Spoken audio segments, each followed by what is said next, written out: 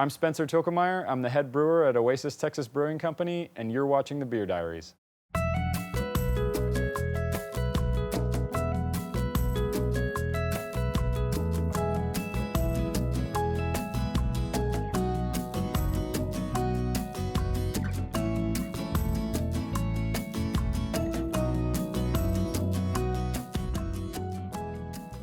Where we are is right on the shore of Lake Travis. We're kind of out in the hill country. We're really only 20 minutes outside of downtown Austin, but kind of feels like a little escape from the city itself. So we're in the middle of sort of a multi-use complex here called Oasis, Texas. It's got various retail shops, restaurants, things like that, and we're sort of a big beer manufacturing facility with a tap room right in the center of it. So we started making beer here at Oasis, Texas Brewing Company in May 2014. Been going ever since. I live in East Austin, so it's a much different bit of scenery that I get out here every day than I do at home. And I don't cry every morning having to drink coffee on the deck and stuff like that. So it's a nice place to work for sure. Our philosophy on beers has been pretty dialed in from day one. We've always intended to make dry, drinkable session beers, and that's primarily what we do. We occasionally make some stronger beers, but really our bread and butter is session beers, beers under 5%. They're beers that you can drink all the time. It's the one that you sit down and it facilitates conversation. It doesn't take away the conversation. Everybody isn't focused on the beer, you're focused on the person that you're with, and that's what we wanted to make. It's what we love. Because you can have more than one and you can hang out with your buddies and you're still able to converse and function. We love special occasion beers just as much as anybody, but I find the highest compliment in brewing to be when somebody tells you that your beer is their go-to beer or their everyday beer. It doesn't have crazy ingredients in it. It's not a crazy style. It's not some weird, unusual style. It's just a really good beer. It's like comfort food, It's like your fallback. We're trying to pack as much flavor as we possibly can into smaller alcohol packages. So as you're drinking it, don't even know, hopefully, that it's a session IPA or a session beer at all. You just think that it's a great beer. We have about 4 core beers right now. We have our original 3, which were Slow Ride, which is an classic American pale ale. It's got very classic hops in it. We wanted to do it a very true to style pale ale on that one. Our other one is our Meta Modern, which is the big fave right now, and it's our session IPA. Our London Homesick, which is British Best Bitters. That specific style is our baby. I'll go back to that after I get to the next one. The next one is the Lucchesa, which is it's basically a Keller beer, but it's specifically a Keller Pilsner. It's unfiltered, it's young. We put it out at pretty much exactly 30 days it's packaged. Beers with English focus really made a lot of sense for us, especially because they're naturally, session beers. And London Homesick Ale was sort of the first beer conceived as we thought about what we wanted to do, the first beer that we dialed in. It was just kind of the first of everything, and it's always been our sort of little engine that could. We won a gold medal with it at GABF last year. It was our first entry into GABF, our first time there.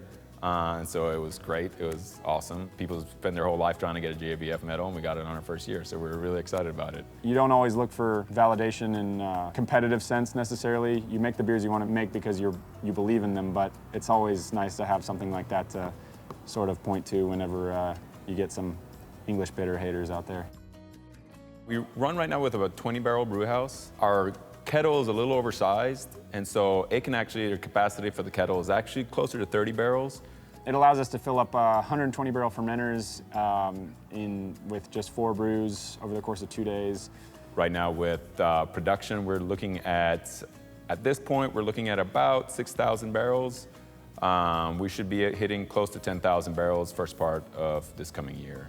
Yeah, our system is pretty wild. I don't think that you'll find anything like it. We have a gravity-fed system that spans 5 floors from our highest point, which is the brew house, to our lowest point. Our 120-barrel fermenters is actually a 95-foot drop, and we actually drop to those fermenters via gravity. So from the kettle through the heat exchanger and to the fermenter is all through stainless lines, but it's all via gravity. It can be more like a military operation at times to knock out a beer than a standard brew day. But on the whole, I think it's a great facility. It's really unique, and I've never seen one like it. So, for people that live in Austin, don't assume that we're just a tourist trap. We have a lot to offer out here. We really pride ourselves on putting a great product, at your reach at any local grocery store, convenience store, liquor store. It's great to come out here and have a beer at the source, so I encourage people that live in town to come check us out. Oh, hey, didn't see you there. Well, as long as you're here, might as well show you where we make gold medal winning beer. This is Oasis, Texas Brewing Company, and this is our brew house. This is kind of the nerve center of what we do. We've got a 20-barrel brew house here, 2 vessels. We're actually able to push this brew house pretty far. We're able to make 30-barrel batches out of it. And we have a pretty unique brewery. We're actually sitting 95 feet vertically above our lowest positioned fermenter. So we have a 95-foot gravity drop, in other words, between our brew house and our lowest fermenter. That's not our only fermenters, though. We have fermenters spread throughout the building, such as these up here. So whenever we're ready to send beer down from the brew house or down to the cellar from one of these fermenters, we're able to utilize these very slick hard lines that are spread throughout the building in the walls, and it allows us just to transfer via gravity. And that saves energy on pumping, and it's very gentle on our beer. And it's, as far as we know, the only 95-foot gravity drop brewery in the nation. So that's got to count for something. So without further ado, let's go see where these pipes lead. Whew, that's a long way down, but luckily here we are at the newest part of our operation, the ruckus room, as we lovingly call it. We've got 3 120-barrel tanks in here, and this is where our 95-foot drop ends. We've just came from the brew house, and let's see our way down here now.